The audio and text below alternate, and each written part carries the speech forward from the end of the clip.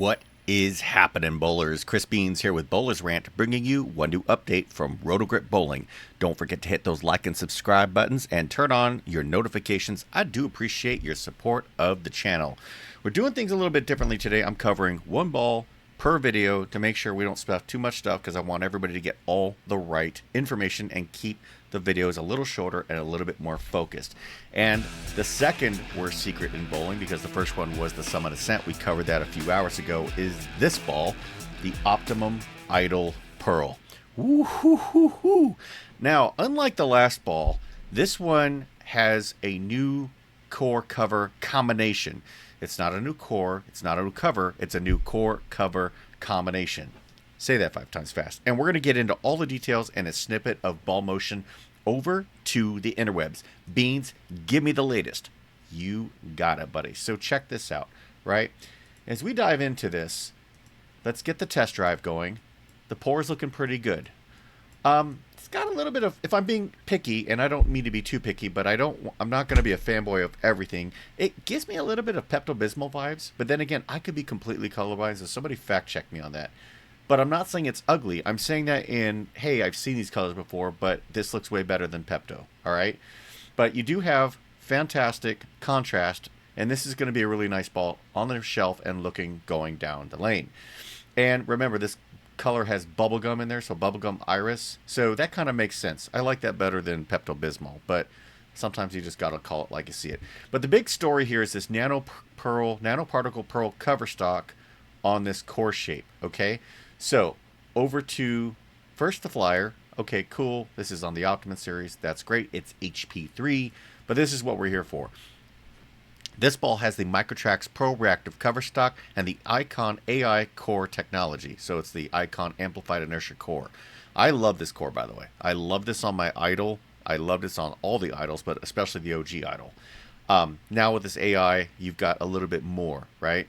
You got bubblegum iris as the color, reactive gloss finish. It's going to go long. It's meant for medium to heavy oil, depending on your rev rate and condition you're playing on. The number is at 15 pounds, 2.47 RG with an 0.56 differential. And by the way, for those no-thumbers who like to go up ball down, at 14 pounds, 2.51 RG with 0.54 differential. So 247, 0.56 on 15, 251, 0.54 on 14. Really good numbers there. It's going to roll a little sooner for the 15. On the 14s, this one's going to be a little bit snappier in the back.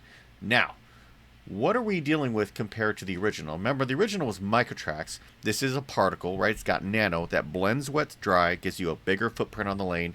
But this ball also, when you watched it go down the lane, was a little bit longer and a little bit sharper than the original Idol, which had a very big mid-lane motion. Well, if the other one was longer, this one's even longer. So this is going to be your quintessential medium oil ball. Great for the ball down from a symmetrical solid, and also great for when you want to stand left, throw right to the friction and watch it come back with pop.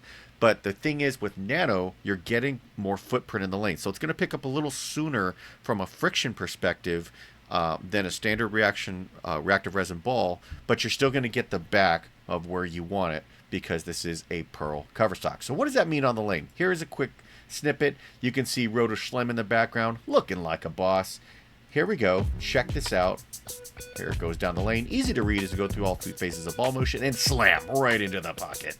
I mean, who doesn't like that ball motion? It checks up, it finishes, and just booms to the back, splits the 8-9, and you are off into the races. So that's what it looks like, right? And I'm not going to lie. This is going to be for houses with, 38, MLs. I'm sorry, 38-foot pattern, not MLs. 38-foot patterns, shorter patterns where you have a lot of hold. Houses that play, east-west for the righties or west-east for the lefties, where you really got to kind of stand to the opposite side of the friction and throw to it. Versus if you have like a 42-foot pattern and a little bit more volume, this isn't going to be the first ball of the bag, but something you ball down to afterwards. Okay, should be good, and you should be able to make up plenty of surface changes if you need it, if you're the high rev high speed players. Now, on the shelf appeal, again, this isn't my favorite color to get to like, but it does look good, and I do see the bubblegum now that I'm looking at it a little bit closer. I still gotta get the Pepto-Bismol feel, but that's just, me growing up in the 80s.